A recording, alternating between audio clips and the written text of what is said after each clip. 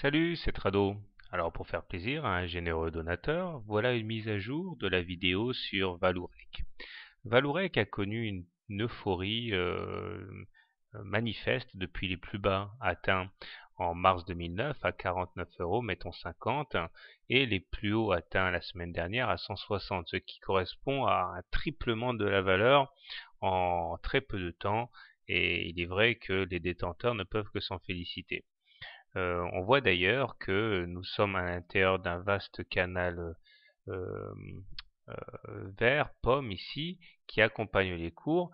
Et si on arrivait à finir la rotation à l'intérieur de ce canal, on irait chercher sans doute les 176, 177. Cela serait vraiment jouable compte tenu du fait que nous sommes toujours guidés par une médiane de la fourchette d'Andrews ici, et cette médiane, qui est l'objectif naturel des fourchettes, implique que les cours aillent justement chercher cette zone des 170 par là, ce qui correspondrait également à la résistance à 166 euros qui correspond au plus haut inscrit le 22 septembre 2008. Les indicateurs techniques sont très bien orientés puisque le MACD est au-dessus de son signal. Le stochastique, quant à lui, est certes sous son signal, mais toujours au-dessus de 80, ce qui signifie qu'il est en zone de surachat, montrant la mainmise des acheteurs sur les cours. Et le momentum est également bien orienté, puisque positif et croissant. Cependant, il y a quand même quelques ombres au tableau. Alors commençons par le fait que nous avons des divergences baissières sur le stochastique et sur le momentum, c'est-à-dire qu'elles viennent souligner le fait que nous avons inscrit des plus hauts sur les cours, mais que ces plus hauts sur les cours n'ont pas été accompagnés de plus hauts sur les indicateurs. Au contraire, les hauts sur ces indicateurs sont de moins en moins hauts, donc clairement une divergence baissière, ce qui montre quand même la fragilité de cette hausse, ce qui peut s'expliquer aussi par le fait que nous commençons d'ailleurs à nous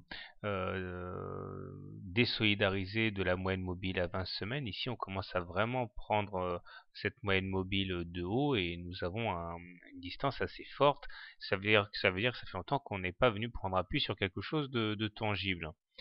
Ça ne veut pas dire pour autant qu'on va baisser, mais à un moment ou à un autre, la loi du retour à la moyenne mobile va jouer et à ce moment-là, il faudra être prêt pour encaisser le choc.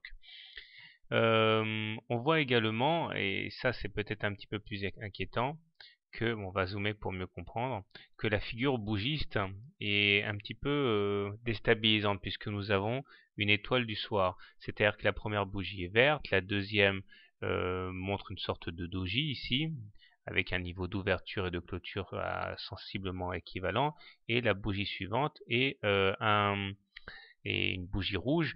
Donc clairement, nous avons une étoile du soir qui est généralement annonciatrice de choses peu reluisantes, mais ça doit être confirmé par la bougie de cette semaine qui doit être rouge. Alors, si nous devions effectivement entamer une période de consolidation, il peut être opportun de dessiner des retracements de Fibonacci. Ces retracements nous montrent que nous avons déjà, je vais zoomer encore, nous avons déjà été toucher les 23,6% de retracement de Fibonacci, c'est-à-dire qu'on a retracé 23,6% de la précédente hausse. Si on devait retracer encore, eh bien, il faudrait attendre les cours sur les 38% vers 145, et puis voire même les 50% de retracement vers les 140.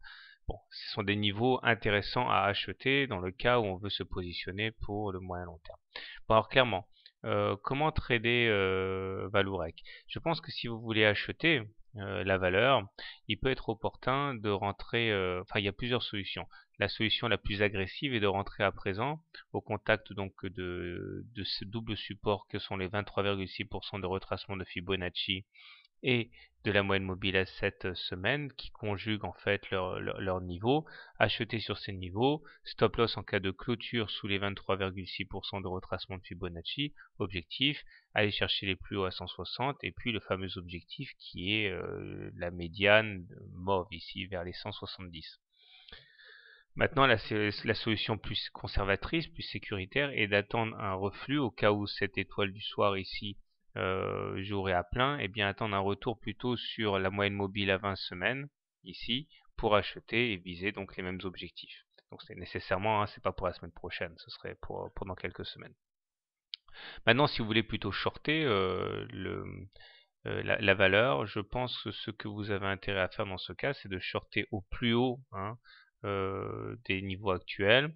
Stop loss en cas de clôture au-dessus du précédent plus haut à 160. Objectif, aller chercher la M20 qui est par ici. Voilà. Personnellement, je vais privilégier l'achat sur repli. Donc, je vais essayer de choper la valeur si elle va chercher la moyenne mobile à 20 semaines. Voilà donc, bonne soirée, bonne semaine et bon trade. À bientôt.